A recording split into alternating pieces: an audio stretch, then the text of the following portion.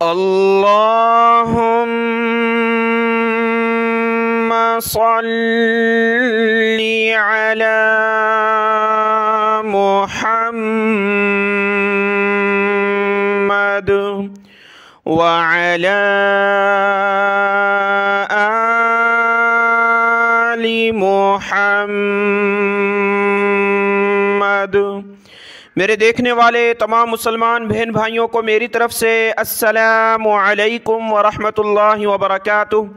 الحمدللہ، اللہ کے فضل و کرم سے ہمارا قرآن مجید مکمل ہوا، اور میں نے آپ سے وعدہ کیا تھا کہ قرآن مجید مکمل ہونے کے بعد ہم قرآن مجید کا ترجمہ سیکھیں گے انشاءاللہ تعالی۔ قرآن مجید کا ترجمہ سورۃ البقرہ سے سیکھنے سے پہلے ہم 500 الفاظ جو بنیادی ہیں 500 الفاظ جو بنیادی ہیں، جو آیتوں میں بارہا کئی دفعہ استعمال ہوئے ہیں، ان کا ترجمہ سیکھیں گے 50 دنوں میں۔ روزانہ 10 لفظ ہم نے سیکھنے ہیں، ان کا ترجمہ سیکھ کر انشاءاللہ تعالی پھر سورۃ البقرہ سے ہم نے ترجمہ شروع کرنا ہے، تاکہ آپ کو بآسانی وہ الفاظ سمجھ آ سکیں۔ روزانہ 10 الفاظ اور 50 سبق میں 500 الفاظ ہوں گے، اور یہ سارے الفاظ قرآن مجید میں بار بار آئے ہیں، ان کا معنی آپ سیکھیں۔ جو لفظ میں آپ کو پڑھاؤں گا وہ لفظ اور اس کا معنی آپ اپنے پاس ایک ڈائری رکھیں، ایک کاپی، اور اس میں لکھتے جائیں، تاکہ جب ہم ترجمہ پڑھیں گے تو اس سے وہ لفظ آپ دیکھ لیں کہ اس کا کیا معنی بنتا ہے۔ بہت ہی آسان طریقے سے انشاءاللہ تعالی آپ قرآن مجید کا ترجمہ سیکھنے والے ہیں۔ بس آپ نے اور میں نے دونوں نے محنت کرنی ہے، اور اللہ تبارک و تعالی سے دعا مانگنی ہے، تاکہ یہ اللہ کا کلام ہم بآسانی سمجھ سکیں۔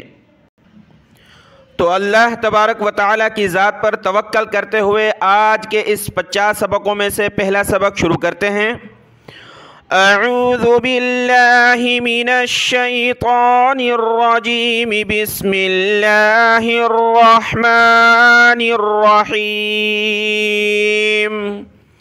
آج کے 10 الفاظ میں سے 2 لفظ آپ کی سامنے ہیں اسکرین پر۔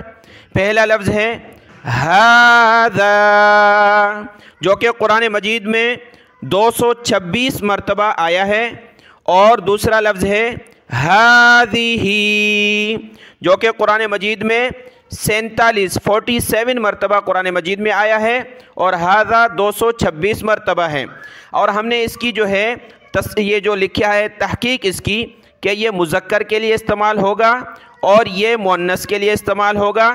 مذکر یعنی جس کو آپ نر کہیں، اور مؤنث جس کو مادہ کہیں، یعنی انگلش میں مذکر میل اور مؤنث فیمیل کے لیے استعمال ہوتا ہے۔ ھذا مذکر کے لیے اور ھذہ مؤنث کے لیے۔ دونوں لفظوں کی مثال ابھی قرآن مجید میں دیکھیں گے، اور 3 مثالیں دونوں لفظوں کی دیکھیں گے۔ ھذا کا معنی ہوتا ہے یہ، کسی چیز کی طرف اشارہ کرنے کے لیے ہم اردو میں کہتے ہیں یہ چیز، تو عربی میں کہا جاتا ہے ھذا، یہ چیز۔ اور اگر وہ مؤنث ہے، فیمیل کی جنس سے چیز ہے، تو اس کو کہا جائے گا ھذہ، یہ چیز۔ ھذا اور ھذہ۔ اب ہم ترجمے والے قرآن مجید سے دونوں کی 3 مثالیں دیکھ کر پھر اگلے الفاظ کی طرف آتے ہیں۔ لیکن اسی کے ساتھ آپ جو لفظ بھی یہاں سنیں تو اسی کو ڈائری میں لکھ دیں، تاکہ ہم آگے چلیں گے تو ایسا نہ ہو کہ ایک لفظ جو پیچھے ہم نے پڑھا ہو آپ کو بھول جائے۔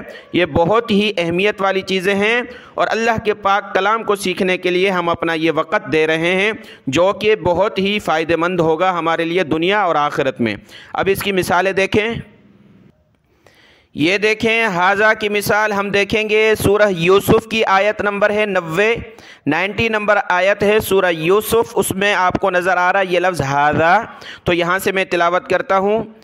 قال انا یوسف وھذا اخی، کہا میں یوسف ہوں، اس نے کہا میں یوسف ہوں اور یہ میرا بھائی ہے۔ یہاں لکھا ہے دیکھیں، اور یہ میرا بھائی ہے۔ اخی یعنی بھائی ہونا، یہ مذکر ہے، نر میں سے ہوتا ہے، تو اس کے لیے استعمال ہوگا ھذا، اور یہ میرا بھائی ہے۔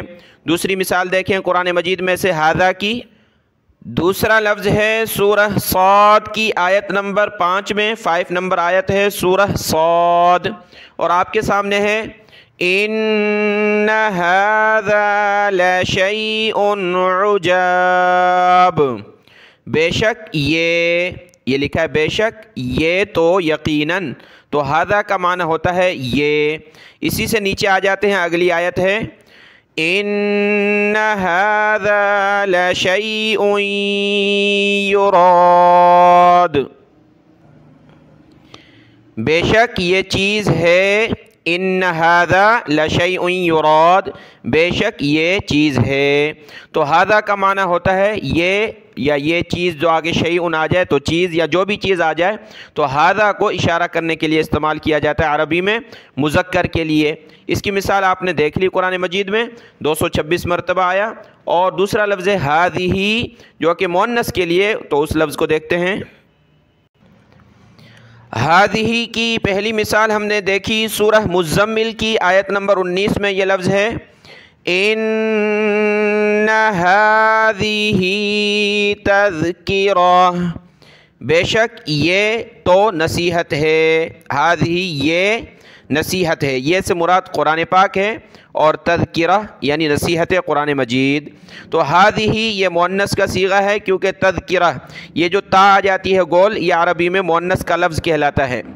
असल तौर पर कोई औरत है, कोई मादा है, उसके लिए असल तौर पर होता है, लेकिन अरबी में गोल ता वाले लफ्ज़ को भी मुअन्नस में शुमार किया जाता है। तो पढ़ा जाएगा इन्न हाज़िही तज़किरा, ये कुरान पाक नसीहत है।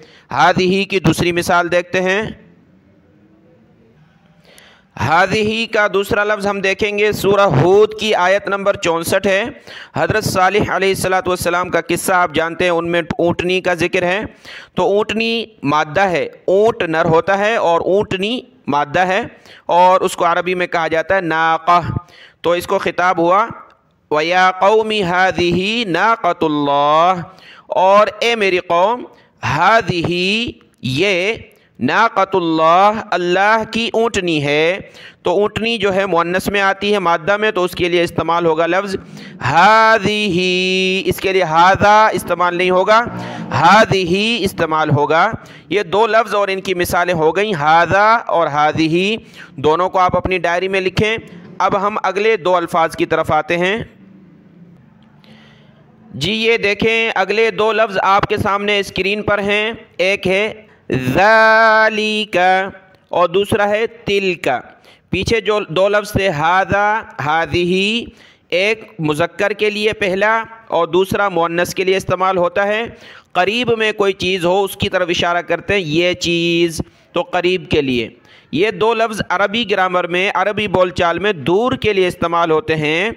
दूर कोई चीज़ हो मुज़क्कर में तो उसको कहा जाएगा ज़ालिका रजुलुन, वो आदमी, ज़ालिका रजुलुन वो आदमी। और मुअन्नस के लिए तिलका इम्राअतुन वो औरत, तिलका इम्राअतुन वो औरत। तो ज़ालिका दूर को कोई चीज़ हो उसको इशारा करने के लिए मुज़क्कर के लिए, और तिलका दूर कोई औरत है उसको इशारा करने के लिए तिलका इस्तेमाल होगा, ज़ालिका और तिलका। अब यहाँ दो तर्जुमे लिखे हैं, वो या ये, वो या ये। तो अरबी बोलचाल में ये इस्तेमाल होते हैं वो चीज़, वो मर्द, वो औरत। लेकिन कुरान मजीद में ये दोनों ये के लिए इस्तेमाल हुए हैं, ये और ये। वो इस वजह से कोई अज़ीमुश्शान बाअदब और मुअज़्ज़ज़ शख्सियत होती है तो उसके लिए इस्तेमाल ये करते हैं, लेकिन ये बोलना होता है, यानी ज़ालिका तिलका इस्तेमाल हुए, तर्जुमा ये के साथ होगा। जैसा कि आपने पढ़ा है अलिफ लाम मीम ज़ालिकल किताबु ला रैब फीह, तो ज़ालिका ये लफ्ज़ इस्तेमाल हुआ है। हम क्या तर्जुमा करते हैं कि ये किताब जिसमें कोई शक नहीं है। तो ज़ालिका का जुमला अरबी बोलचाल में दूर के लिए इस्तेमाल होता है, लेकिन कोई इज़्ज़तदार चीज़ हो जैसे कि अल्लाह का कलाम बहुत ही मुअज़्ज़ज़ है तो उसके लिए तर्जुमा हम ज़ालिका और तिलका का पूरे कुरान मजीद में ये से करेंगे। ये दोनों की मिसालें मैं आपको कुरान मजीद में दिखाता हूँ। یہ سورۃ الحج کی آیت نمبر 6 ہے، اس میں 3-4 مرتبہ جو ہے ذالک ہے یعنی اس صورت میں، اور سورۃ البقرہ میں تو آپ نے پڑھا ہی ہے ذالک الکتاب لا ریب فیہ۔ یہاں پر دیکھیں ذالک بأن اللہ هو الحق، یہ سب کچھ اس لیے کہ بے شک اللہ ہی حق ہے۔ تو ذالک کا ترجمہ قرآن مجید میں بھی یہ جس طرح ھذا ہوتا ہے تو اسی ترجمہ کے بنا پر اس کو پڑھیں گے ذالک یہ بأن اللہ، سب کچھ اس لیے کہ بے شک اللہ ہی حق ہے۔ اگلی مثال دیکھیں، اسی سورۃ الحج کی آیت نمبر 12 میں بھی یہ لفظ ہے ذالک هو الضلال البعید، یہی دور کی گمراہی ہے۔ یہ یا یہی دونوں ہم معنی ہیں، یہی ذالک یہی دور کی گمراہی ہے، تو کہیں یہی اس کا ترجمہ ہوگا اور یہ بھی ترجمہ ہوگا بالکل ھذا کی طرح۔ اگلی مثال جو لفظ تلک مؤنث کے لیے، یہ ہوتا ہے مذکر کے لیے ذالک، اور قرآن مجید میں اس کا ترجمہ یہ اور یہی ہم معنی یہ استعمال ہوں گے، اور تلک کا جو اشارہ ہے وہ مؤنث کے لیے ہوتا ہے، اس کو دیکھتے ہیں۔ یہ دیکھیں سورہ یوسف کی پہلی آیت ہے اور یہاں پر یہ تلک کا لفظ ہے، ذالک کو ہم نے دیکھ لیا مذکر کے لیے، یہ تلک مؤنث کے لیے۔ اور یہ بات بھی سمجھ لیں کہ قرآن مجید کی آیات اور بینات جو نشانیاں ہیں ان کی طرف اشارہ کرنے کے لیے مؤنث کا لفظ استعمال ہوتا ہے، کیونکہ آیت اور آیات کو عربی گرامر میں مؤنث لفظی جو ہے استعمال سمجھا جاتا ہے اور پڑھا جاتا ہے۔ تو اس کو پڑھیں گے الف لام را، تلک آیات الکتاب المبین، یہ واضح کتاب کی آیات ہیں۔ تلک یہ کے معنی میں آیا قرآن مجید میں مؤنث کے لیے، اور ذالک یہ کے معنی میں آتا ہے قرآن مجید میں مذکر کے لیے۔ تو ذالک اور تلک کی مثالیں اور ھذا ھذہ، دیکھیں میرے پڑھانے کے ساتھ کاپی پر لکھتے جائیں، ڈائری میں لکھتے جائیں، بہت ہی مفید باتیں جو 15-20 سال بچے مدرسے میں پڑھتے ہیں وہ آپ کو انشاءاللہ چند گھنٹوں میں یہ چیزیں حاصل ہو جائیں گی، بہت ہی مفید ہیں۔ اور اگلا لفظ ہے اس کی طرف آتے ہیں۔ 5ویں نمبر پر جو لفظ ہے آپ کے سامنے ہے ہؤلائی، اس کا ترجمہ ہے یہ سب لوگ، یعنی اشارہ کرتے ہیں بہت سارے لوگوں کی طرف جو مرد عورت آپس میں زیادہ ہوں، ایک سے زیادہ، تو ان کو کہیں گے ہؤلائی یہ سب لوگ۔ اب اس کی مثال دیکھتے ہیں، دیکھیں یہ سورہ ہود کی آیت نمبر 109 ہے جس میں یہ لفظ ہے مما یعبد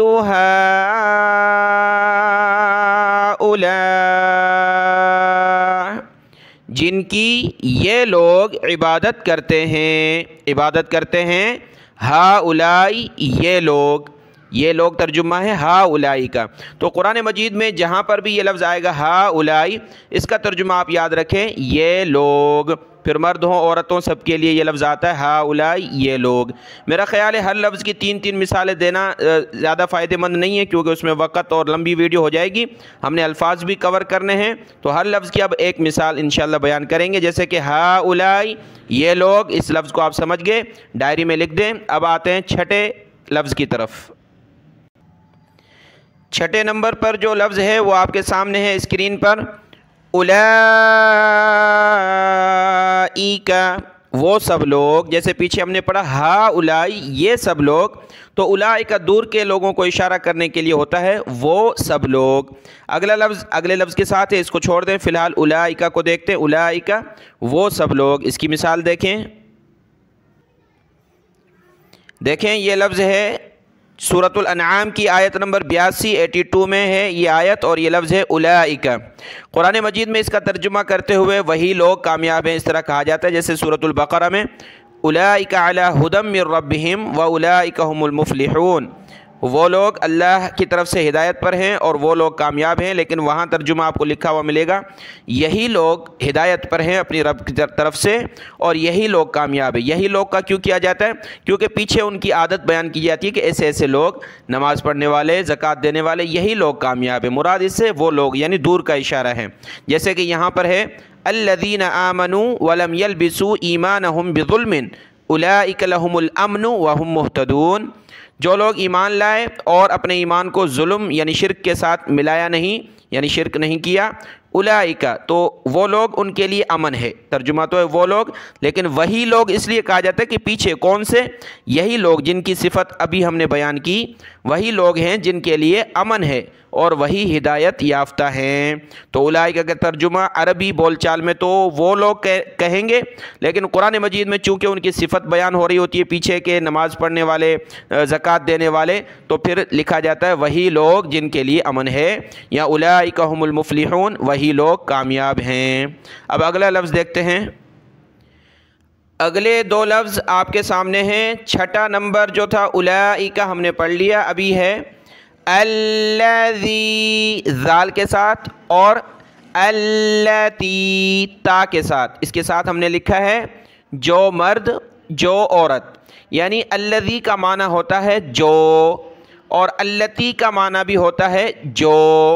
یہ مذکر کے لیے ہے، مرد اور نر کے لیے بولا جائے گا، تو جو مرد، التی جو عورت، الذی مذکر کے لیے اور معنی ہوگا جو، اور التی مؤنث کے لیے اس کا بھی معنی ہوتا ہے جو۔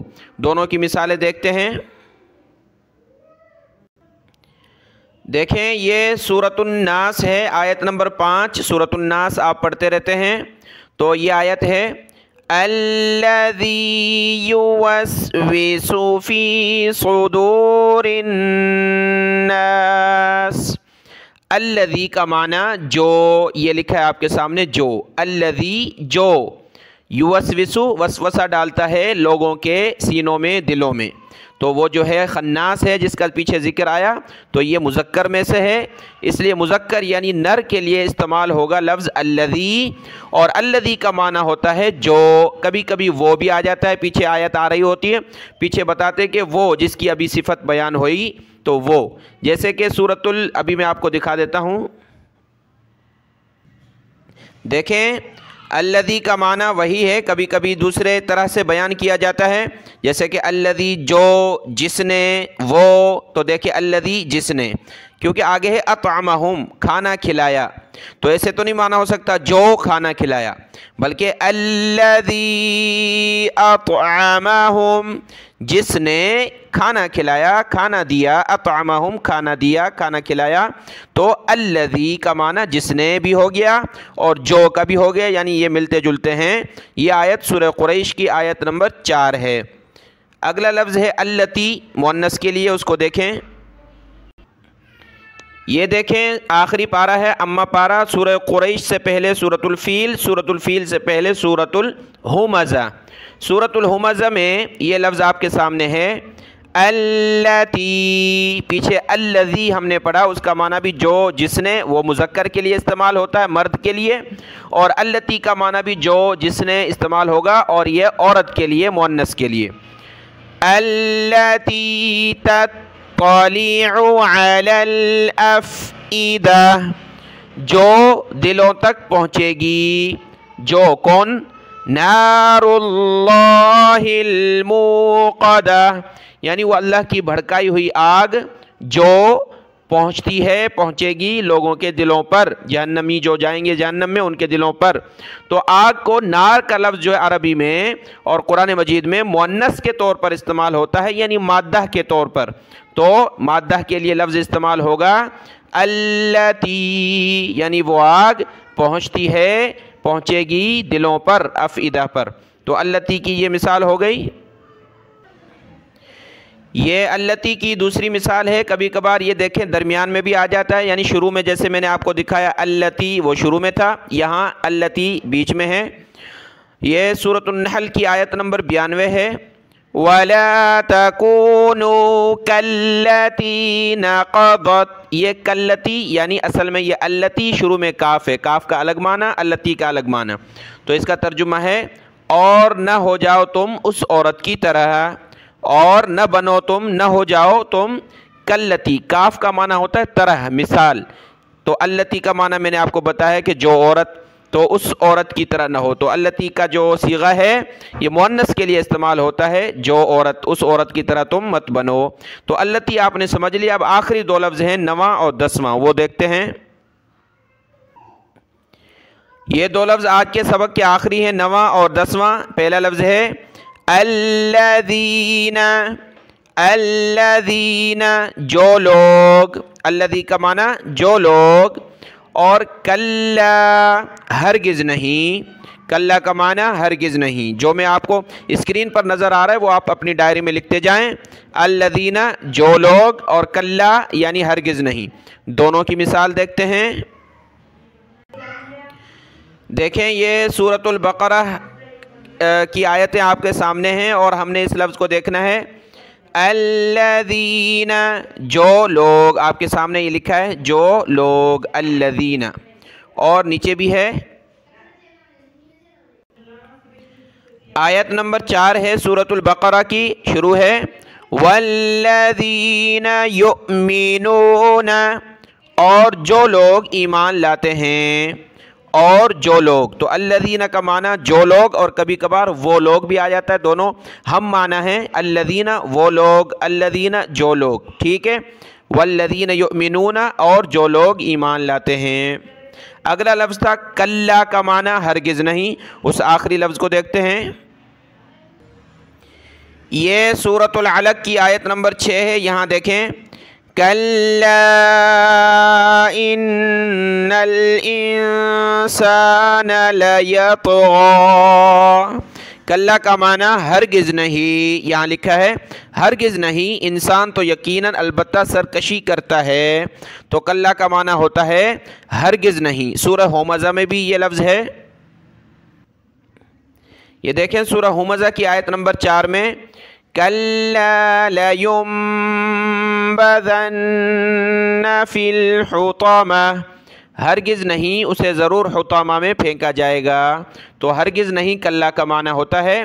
آج کے یہ 10 الفاظ ہم نے سیکھے ہیں، کل دوسرے 10 ہوں گے، آج کے ان الفاظ کا ذکر نہیں ہوگا۔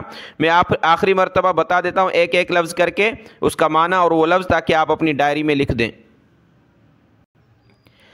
ھذا یعنی یہ استعمال ہوتا ہے مذکر کے لیے، قریب میں کوئی چیز ہو۔ ھذہ اس کا معنی بھی ہوتا ہے یہ قریب میں کوئی چیز ہو اس کی طرف اشارہ کرنے کے لیے، یہ استعمال ہوگا عورت کے لیے یعنی مؤنث کے لیے۔ ذالک اور تلک یہ دونوں دور کی چیز کی طرف اشارہ کرنے کے لیے استعمال ہوتے ہیں، ذالک مرد کے لیے اور تلک عورت کے لیے، یعنی یہ مذکر یہ مؤنث، لیکن قرآن مجید میں دونوں کا معنی یہ کے لیے آتا ہے، یہی چیز یہ چیز۔ ہؤلاء اس کا معنی ہوتا ہے یہ سب لوگ، عورتیں مرد جمع ہوں جتنے بھی ہوں ایک سے زیادہ ان کو کہا جائے گا ہؤلاء۔ اولئک کا لفظ دور کے لوگوں کو اشارہ کرنے کے لیے کہ وہ سب لوگ، لیکن عربی میں اس کا معنی یہی لوگ کامیاب ہیں بھی ہوتا ہے، اولئک هم المفلحون یہی لوگ کامیاب ہیں یا وہ لوگ کامیاب ہیں، دونوں کا اس کا معنی بنے گا۔ اور الذی کا معنی ہے جو مرد، الذی مذکر کے لیے جو مرد، اللتی عورت کے لیے جو عورت، الذی اللتی۔ الذین جو لوگ، جیسے کہ ابھی میں نے آپ کو سمجھایا، الذین جو لوگ، اور کلا ہرگز نہیں کے معنی میں آتا ہے، کلا ہرگز نہیں۔ یہ 10 الفاظ آج کے اس سبق میں یاد کر لیں، دعاؤں میں یاد۔ السلام علیکم ورحمۃ اللہ وبرکاتہ۔